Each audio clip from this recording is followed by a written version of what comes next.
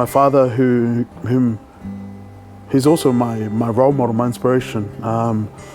He migrated to New Zealand with limited English, limited education, and still be able to find jobs.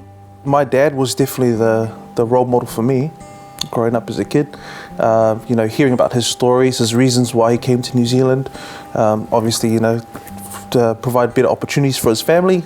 All the men that helped raise me, they're very important. You know, they planted different seeds, and I've taken all of those and tried to emulate what I could, you know.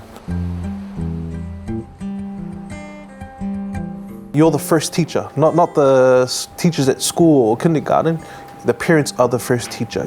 That's your responsibility. The birth of my son has changed me, and it changed me to realize that, you know, life's not just about me anymore.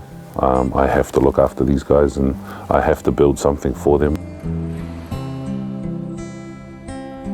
It wasn't so much what he had to give, it was about spending time and the importance of just being around, being present. Got to get to know them, man. They're people. Like, you know, they're people. And I gotta, it's, because for me, it's, man, I feel good too. Like, they make me feel good. That's how you become a popular dad or a popular uncle, popular teacher, popular policeman. You just start encouraging people and they'll keep coming back. So I think it's important that we start to encourage, you know, our people, and that's what it is. It's encouragement is vitamin E for the soul.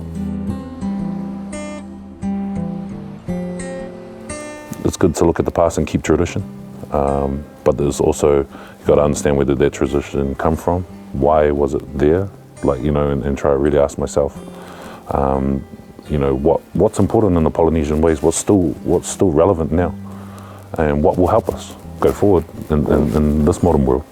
Because I don't think we're not from our history, we're not a people that sit still. We're not a people that stay stagnant, and I think not just physically in our movement, I think mentally as well. We should be able to be progressive, and I think as a father, I try to do that, and try and evolve it. It's my hope that through the work that you guys are doing and some of the studies that are coming out at the moment, that we break that chain of addictive behaviours and violent behaviours within our Pacific communities that we serve.